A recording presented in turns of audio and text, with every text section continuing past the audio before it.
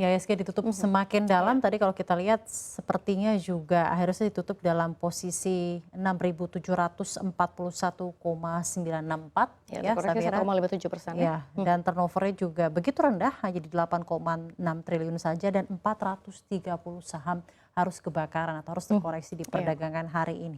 Analisa Anda seperti apa? Pergerakan yang ada, yang terkoreksinya sepertinya tidak setengah-setengah nih, benar-benar langsung kelempar dari posisi 6.800 yang tadi sempat dibuka pagi tadi. Iya, kalau misalnya kita lihat memang pekan ini pasar keuangan Indonesia ini bergerak akan cukup fluktuatif begitu ya. Ini memang dipengaruhi oleh 3 faktor begitu ya, utamanya berasal dari dalam negeri maupun juga luar negeri begitu. Kalau kita lihat yang pertama dari Amerika Serikat terlebih dahulu, ini ada rilis data pertumbuhan ekonomi Amerika Serikat. Pelaku pasar akan menantikan data pertumbuhan ekonomi Amerika Serikat akan dirilis pekan ini sebagai acuan laju pertumbuhan ekonomi global. Jadi semakin meningkatnya ekonomi Amerika Serikat, tentu ini akan dapat berdampak positif terhadap pertumbuhan ekonomi global. Namun ini juga dapat menjadi indikator bahwa laju inflasi juga cukup sulit untuk dikendalikan, Syafrina. Jadi memang tingginya laju inflasi dapat menjadi sentimen negatif untuk pasar dengan suku bunga yang akan dapat kembali hawkish begitu ya. Kalau misalkan kita lihat sebagai catatan ekonomi Amerika Serikat diperkirakan ini sebesar 4,2%.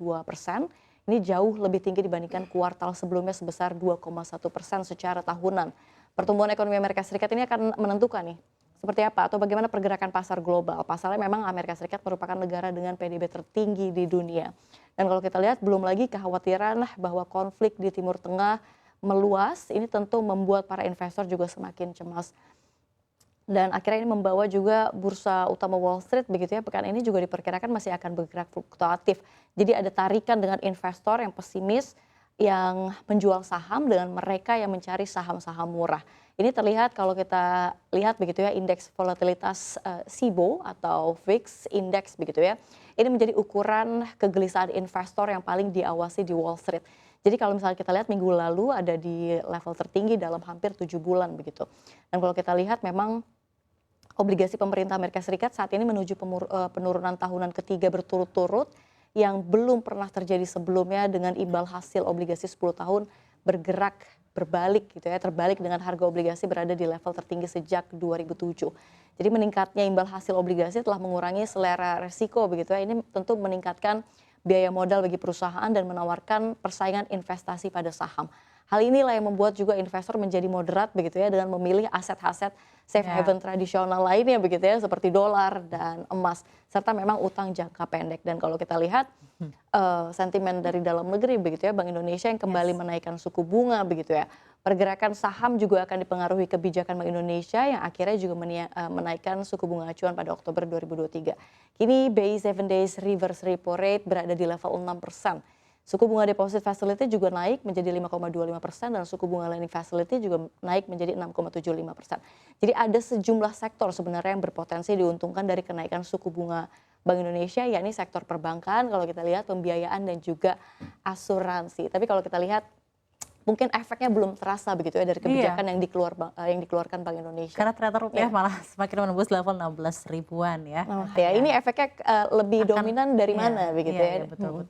Karena seperti yang tadi Anda sampaikan, ada beberapa sentimen-sentimen itu semuanya itu efeknya memberatkan gitu ya. Belum sampai sejauh ini belum ada begitu banyak sentimen yang bagus akhirnya mengerek pergerakan dari IHSG. Sebenarnya yang diharapkan adalah pendaftaran baca pres dan baca wapres yang diharapkan bisa memberikan penguatan karena ada stability ya dalam hal politik bahwa sudah jelas nih ya calonnya pasangannya seperti apa. Tapi nyatanya sepertinya diresponnya tidak begitu favorable gitu oleh pasar dan bahkan hari ini harus melemahnya luar biasa dalam. Seperti apa analisa Anda? Ya karena memang kalau misalnya kita lihat karena semua masih tertuju begitu ya pada pernyataan-pernyataan sebelumnya dari kalau kita bisa katakan begitu ya dari Presiden Joko Widodo mengenai isu anaknya akan masuk menjadi cawapres begitu ya di 2024 dan isu ini mungkin yang membuat psikologis para pelaku pasar begitu ya masih merespon dengan cukup kurang memberikan respon baik begitu ya dan ini tentu akan berpengaruh pada pasar. Dan kalau kita lihat sentimen dalam negeri juga tentunya ini yang paling heboh begitu ya. Ini masa pendaftaran calon presiden dan calon wakil presiden pada pemilihan presiden 2024. Kebijakan tersebut disinyalir dapat mempengaruhi pergerakan pasar. Kita lihat ini masih minggu pertama di Senin minggu pertama di minggu ini begitu ya. Ini tentu ada 3 capres yang akan maju pada Pilpres 2024 yakni Ganjar Pranowo, Prabowo Subianto dan juga Anies Baswedan. Kini ketiga pasangan calon ini sudah memiliki capres dan cawapresnya. Jadi untuk capres Prabowo sendiri hingga hari ini belum mendaftarkan ke KPU, meskipun Prabowo sendiri sudah mengumumkan cawapresnya pada hari ini, yakni Gibran Rakabuming Raka yang merupakan anak pertama dari Presiden Joko Widodo sekaligus wali kota Solo saat ini. Seperti diketahui memang rencananya akan ada deklarasi Prabowo Subianto dan Gibran Rakabuming Raka sebagai pasangan calon presiden dan calon wakil presiden.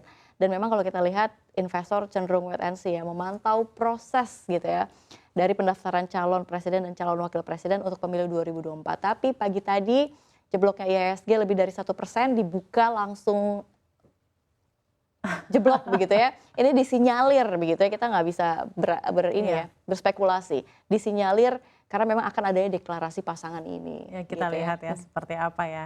Kan sepertinya juga untuk baca pres dan baca cawapres Bapak Prabowo dan juga Mas Gibran itu sepertinya besok ya katanya akan mendaftarkan ke KPU ya di hari Selasa. Nah, kita lihat juga tanggal 25 atau besok masih banyak iya, ini masih ya. banyak ini ya. Cuman Masih dalam susah hal ditebak. ini kita berharap ya sebenarnya ini pelemahan sudah cukup dalam di 6.700 dan kumulatifnya juga selama 30 hari pergerakannya sudah lebih dari pelemahan di 6% kalau tidak salah ya.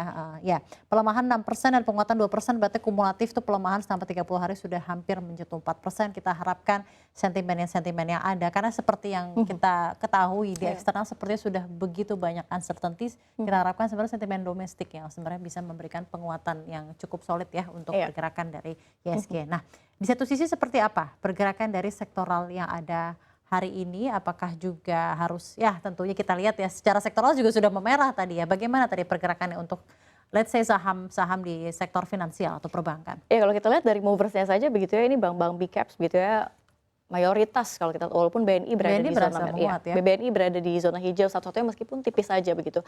Tapi kalau kita lihat Bank BCA juga terkoreksi. Kalau kita lihat 1,39%, BMRI 1,3%, lalu juga kalau kita lihat BMRI begitu ya, BBRI 0,99%, nyaris 1%, hanya BBNI yang menguat di 0,2%. Tapi kalau kita lihat ya itu, mungkin efek kebijakan Bank Indonesia belum terasa begitu ya, memang sebenarnya menguntungkan dari sektor perbankan dan juga asuransi tadi seperti yang tadi sudah dijelaskan begitu ya.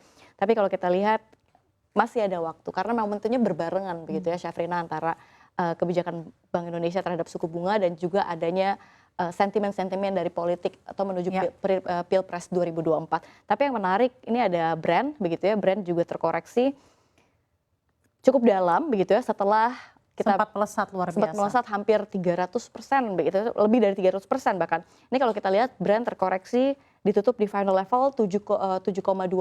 Jadi kalau kita ketahui memang emiten energi baru dan terbarukan EBT milik konglomerat Prayogo Pangestu ini yakni PT Barito Renewables Energy Tbk atau Brent terpantau ambles. Jadi kalau kita lihat memang sejatinya saham Brent ini sudah terkoreksi sejak Jumat pekan lalu begitu ya. Namun pada hari ini memang terkoreksinya terbilang cukup besar di saham Brent. Jadi kalau kita lihat begitu ya, mencerna investor sepertinya masih merealisasikan keuntungan pada hari ini setelah memang saham Brent sempat melesat lebih dari 300%, bahkan udah adanya hampir 400-an begitu ya sebelum perdagangan Jumat pekan lalu.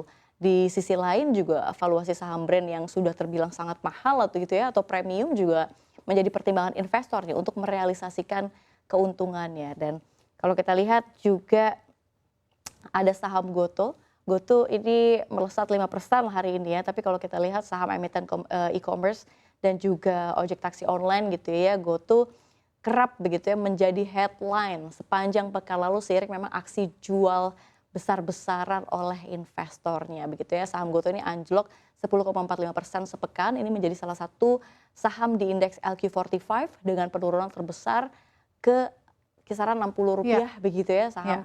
Kalau kita lihat sempat 60 rupiah di hari Jumat pekan lalu. Dan kalau kita lihat rilis kinerja GoTo di kuartal 3 2023 ini akan menjadi yang dinanti-nanti investor, mengingat memang akhir bulan ini menjadi tenggat penyampaian tenggat waktu begitu ya penyampaian laporan keuangan kuartal tersebut. Apabila lebih baik dari ekspektasi pasar, tren penurunan saham GoTo ini mungkin akan tertahan sejenak begitu ya. Ini makanya kita tunggu-tunggu nih seperti apa laporan dari GoTo itu sendiri.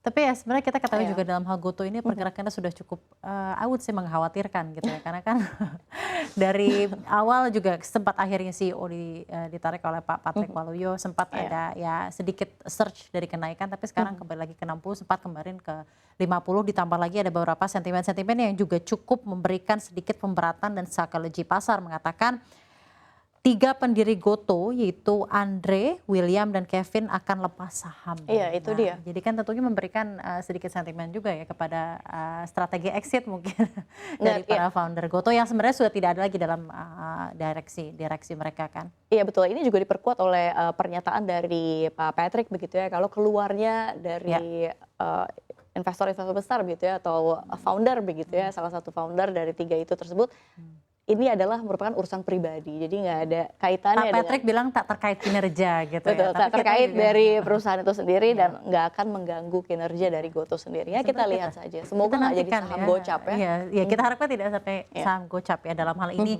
Ya sembari menunggu laporan keuangan yang juga akhirnya menentukan bagaimana nanti kinerja GoTo ke depannya. Baik, terima kasih banyak Safira atas analisis begitu komprehensif, dan selanjutnya